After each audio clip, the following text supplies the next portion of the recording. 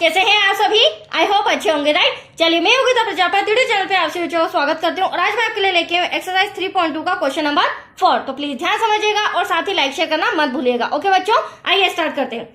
देखिए क्या कहना है इस क्वेश्चन में, निम्नलिखित समीकरणों के युग्मों में से कौन से युग्म संगत है और कौन से असंगत है। तो ये मैंने आपको पहले भी समझाया था, संगत वही रैखिक समीकरण होगा बच्चों जिसका कोई ना कोई हल निकल रहा हो, राइट। अगर किसी भी रैखिक समीकरण का हल नहीं निकलता है तो उसे हम असंगत कहेंगे। लेकिन ये पता कैसे चलेगा? जब हम इस रैखिक समीकरण को सॉल्व करेंगे, राइट। अब आगे हमें क्या कहा गया है, यदि संगत है मतलब इस रैखिक समीकरण का कोई ना कोई हल निकलता हो तो वह संगत कहलाएगा और उसे हमें ग्राफीय विधि में शो करके बताना है, मतलब ग्राफीय विधि भी हमें हल करके बतानी होगी। तो आया आपको समझ में क्वेश्चन? तो चलिए स्टार्ट करते हैं।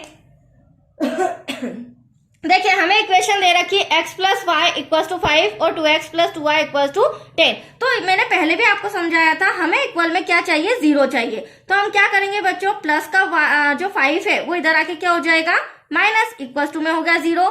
इसे देंगे इक्वेशन नंबर फर्स्ट। इसी तरह हम second equation 2x plus 2y को भी सोल्व करेंगे, प्लस का 10 इधर आके हो जाएगा माइनस का, इक्वल टू में 0। ये रही हमारी समीकरण नंबर सेकेंड। अब आप सोच रहे होंगे मैडम ऐसा क्यों किया है? तो देखो ये जो हमें दोनों समीकरण दिए गए हैं इनकी तुलना हमें a1, b1, c1, a2, b2, c2 से करनी होगी। उसके बाद ही हम पता कर पाएंगे संगत है या असंगत। तो चलिए समीकरण 1 से अब आप देख सकते हैं समीकरण 1, अब x और y का गुणांक कुछ नहीं है तो हम मन से क्या ले सकते हैं बच्चों, 1 ले सकते हैं, राइट। अब यहाँ पर मैं ले रही हूँ a1 इक्वल टू, x का गुणांक कुछ नहीं है तो हम मन से 1 ले सकते हैं। ठीक वैसे ही b1 जो हो जाएगा, y का गुणांक कुछ नहीं है तो हमने 1 ले लिया। अब c1 तो हमें दे रखा है 5, बट साइन माइनस का है तो आपको ये भी ध्यान रखना होगा, माइनस सहित लिखना होगा, राइट। अब समीकरण 2 से ठीक वैसे ही a2 इक्वल टू हो जाएगा हमारा 2, b2 इक्वल टू हो जाएगा हमारा 2, देन c2 इक्वल टू हो जाएगा हमारा माइनस का 10। तो यहाँ तक कोई डाउट? अब हमें इसे a1 upon a2, b1 upon b2 इस तरह से लिखना होगा। तो आप देख सकते हैं यहाँ पर a1 अपॉन a2 1 अपॉन 2 आ रहा है, equal to b1 upon b2 1 upon 2 आ रहा है, इक्वल टू अब ये c1 अपॉन c2 क्या आ रहा है तो देखें माइनस से माइनस कैंसिल, 5 1 5 5 2 10। तो यहाँ पर भी आप देख रहे होंगे c1 अपॉन में c2 भी बराबर आ रहा है। तो यहाँ हमें लिखना होगा, कंडीशन क्या बन रही बच्चों, a1 अपॉन में a2 बराबर है b1 अपॉन में b2 के और b1 अपॉन में b2 बराबर है c1 अपॉन में c2 के। और ऐसा तभी होता है जब संपाती रेखाएं होती है, राइट। कैसी रेखाएं होती है? संपाती। अब आप सोच रहे होंगे मैडम संपाती रेखाएं क्या होती है, तो मैं छोटा सा एग्जांपल समझाती हूँ। देखिए बच्चों, एक रेखा मैं आपके सामने ये खींच रही हूँ, ये है मेरी a1 अपॉन में a2, राइट। ठीक इसी के ऊपर मैं दूसरी रेखा खींचती हूँ जिसे बोलेंगे हम b1 अपॉन में b2। अब जब दूसरी रेखा मैंने इसी के जस्ट ऊपर खींची तो a1 अपॉन में a2 जितने भी फर्स्ट रेखा में बिंदु थे उसको प्रतिच्छेद करते हुए ये b1 अपॉन में b2 खींची गई। ठीक ऐसे ही मैं इस तीसरी रेखा c1 अपॉन में c2 भी खींच रही हूँ।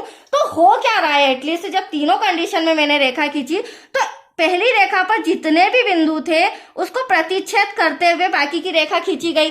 तो ये प्रतिच्छेद करती हुई रेखा एक से अधिक बिंदुओं पर संपाती रेखाएं कहलाती है। और यहाँ पर जब एक से अधिक प्रतिच्छेदन हो रहा है तो यहाँ पर अनेक हल निकल रहे हैं, राइट।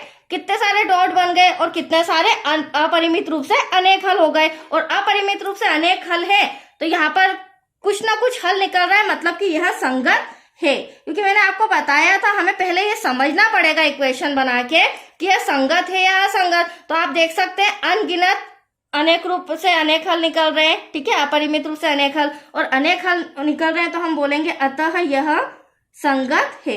और जब संगत है बच्चों तो इसे हमें ग्राफ विधि में सॉल्व करना होगा। और ग्राफ विधि के लिए क्या करना पड़ता है, इन दोनों इक्वेशन को सॉल्व करके x के भी 2 मान लाना है और y के भी 2 मान लाना है, राइट। अब हम इक्वेशन ये वाली लेंगे क्योंकि हमें x और y की वैल्यू निकालनी है, ठीक है बच्चों। तो यहाँ पर मैं समीकरण फर्स्ट ले लेती हूँ।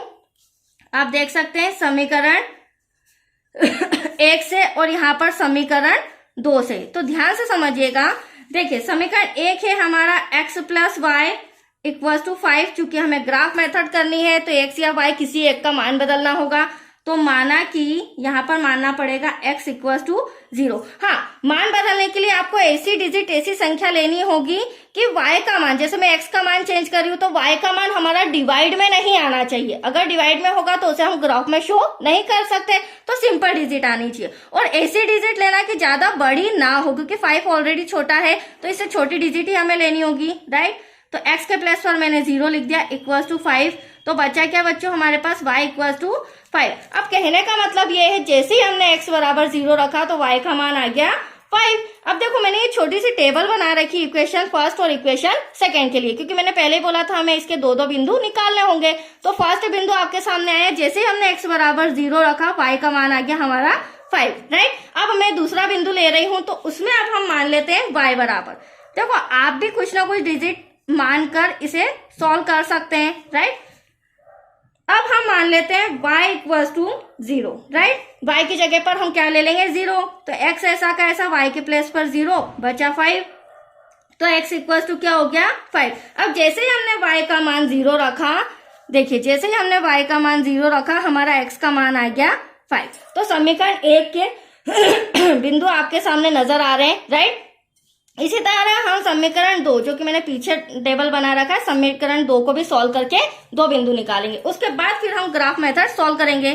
तो समीकरण 2 हमारा है 2x plus 2y equals to 10। अब आप देख सकते हैं यहाँ पर 2 कॉमन ले सकते हैं, तो 2 कॉमन आ गया बचा x, यहाँ से भी 2 कॉमन आ गया बचा y, bracket close equals to 10। अगली स्टेप में क्या होगा, जो इंटू का 2 है डिवाइड में चला जाएगा बच्चों, और डिवाइड में जाके कैंसिल होके हमारे पास यहाँ बचेगा क्या 5।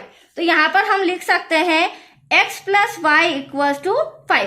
अब आप देख सकते हैं जो समीकरण फर्स्ट है और समीकरण सेकेंड वो सेम आ रहा है, राइट। सॉल्व करने के बाद दोनों सेम आ रहे हैं, तो होगा क्या, इसमें जब हम ग्राफ बनाएंगे ना तो इसमें कोई क्रॉस रेखा नहीं खींची जाएगी, सिंपल साधारण सी रेखा आएगी। वो क्यों आएगी मैं आपको बताती हूँ। देखो चाहे तो हम इसके भी मान यही ले सकते हैं समीकरण 1 के, बट मैं यहाँ पर अदर ले रही हूँ।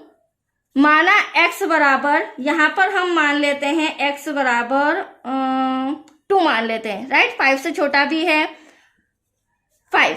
अब y इक्वल्स टू क्या हो जाएगा 5 प्लस का 2 उधर जाके माइनस का, तो y इक्वल्स टू आया हमारे पास 3। तो देखिए समीकरण 2 में जैसे ही हमने x का मान 2 रखा वैसे ही y का मान हमारा 3 आ गया, राइट।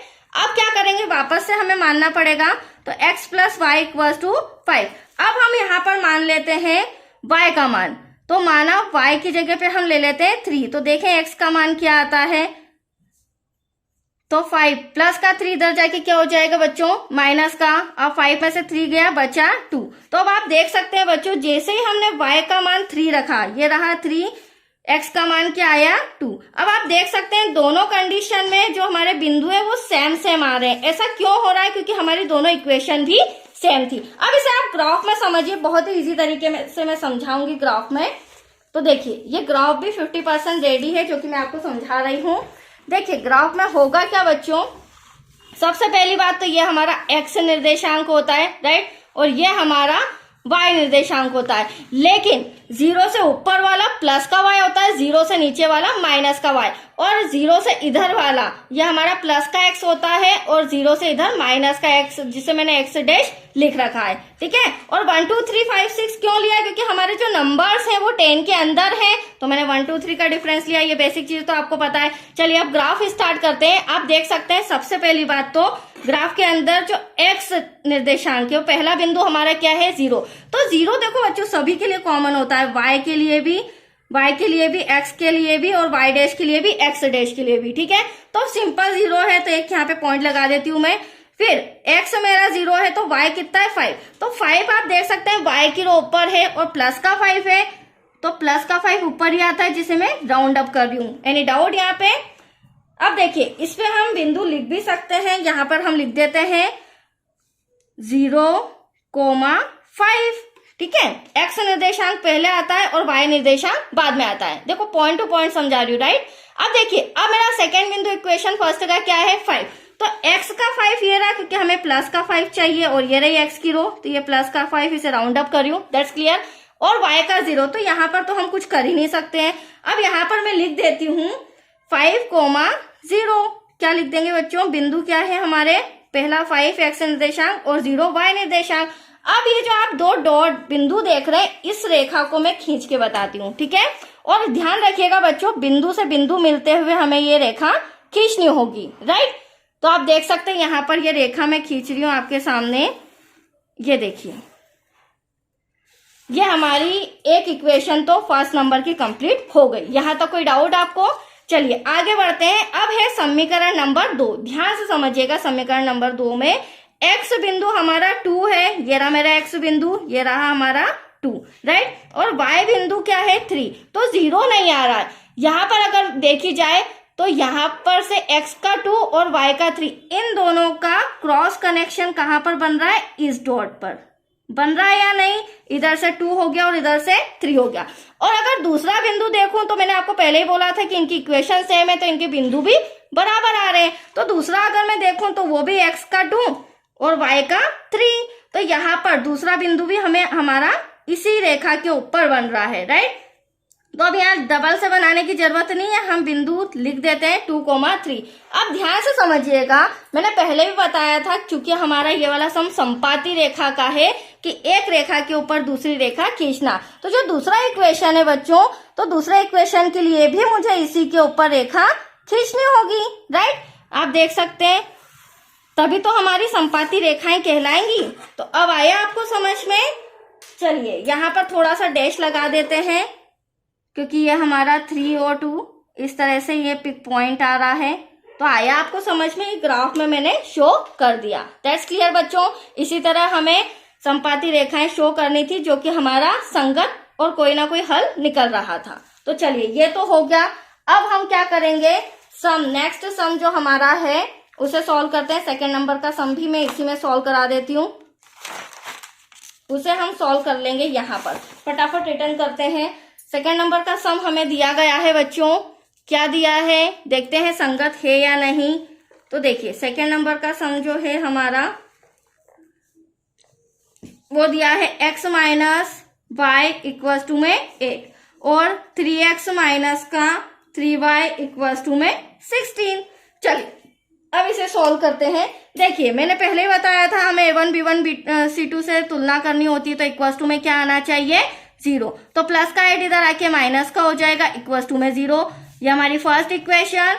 फिर 3x माइनस का 3y प्लस का 16 इधर आके माइनस का हो जाएगा, इक्वल टू में 0। ये हो गया हमारा समीकरण नंबर 2। यहां तक कोई डाउट आपको? चलिए अब इनकी तुलना a1 b1 c1 से करते हैं। तो समीकरण 1 से a1 इक्वल टू वही बात हो गई, x का गुणांक कुछ नहीं है तो 1 ले लेते हैं। b1 equal to x, y का गुणांक कुछ नहीं है तो 1, बट यहाँ पर ध्यान रखिएगा बच्चों माइनस का 1 है, ठीक है। c1 इक्वल टू माइनस का 8। अब समीकरण 2 से तो यहाँ पर क्या हो जाएगा? a2 equal to 3, b2 equal to minus का 3, देन c2 इक्वल टू हो जाएगा माइनस का 16। अब हमें a1 अपॉन में a2 शो करके बताना है। देखते हैं कौन सी चीज बराबर आ रही है कौन सी नहीं। तो यहाँ आप देख सकते हैं ये हमारा 1/3, कुछ भी यहाँ कैंसिल नहीं हो सकता, इक्वल टू यहाँ माइनस से माइनस कैंसिल, तो एटलीस्ट बचा 1/3। मतलब ये दोनों तो आपस में बराबर हैं। आगे बढ़े तो ये माइनस का कैंसिल, 8 1 ज़ा 8, 8 2 ज़ा 16। तो यहाँ पर आप देख सकते हैं बच्चों c1 अपॉन में c2 नॉट इक्वल टू, तो यहाँ कंडीशन क्या बन रही है? a1 अपॉन में a2 बराबर है b1 अपॉन में b2 के, बट जो b1 अपॉन में b2 है not equal to c1 upon में c2। और ये कब ऐसी कंडीशन बनती है कि ये c1 अपॉन में c2 बराबर नहीं है? जब समांतर रेखाएं हो। कैसी रेखाएं हो? समांतर। अब समांतर रेखाएं क्या होती है वो भी मैं आपको थोड़ा सा बेसिक बता देती हूँ। हालांकि पहले क्वेश्चन सेकंड और थर्ड में भी मैंने समझाया था। इस तरह देखिए ये 2 समांतर रेखाएं मैंने आपके सामने खींची है। अब आप इसी रेखा को देखकर बता सकते हैं कि यहाँ कोई प्रतिच्छेदन, कोई क्रॉस कनेक्शन हो रहा है क्या? ये आपस में एक दूसरे से टकरा नहीं रही है, और इसी तरह ये आगे बढ़ती जाएंगी और आगे भी एक दूसरे से प्रतिच्छेद नहीं होंगी। जब ये एक दूसरे से टकरा नहीं रही तो कोई भी हल नहीं निकलेगा, क्योंकि हल कब निकलता? जब ये एक दूसरे से प्रतिच्छेद होती है, एक दूसरे को काटते हुए क्रॉस करते हुए जाती। तो अब जब कोई हल ही नहीं निकल रहा है तो हम यहाँ कहना पड़ेगा हमें यहाँ पे अतः यह असंगत है, क्योंकि हल जब नहीं निकल रहा है तो असंगत है, और असंगत है तो फिर हमें इसे ग्राफ में भी शो करने की जरूरत नहीं है। तो आया आपको समझ में? ये सम कंप्लीट हो चुका है। बहुत ही अच्छा सम था। हाँ, लेकिन इसका थर्ड और फोर्थ पार्ट बचा है, वो आपको नेक्स्ट वीडियो में मिल जाएगा। ओके बच्चों, थैंक यू।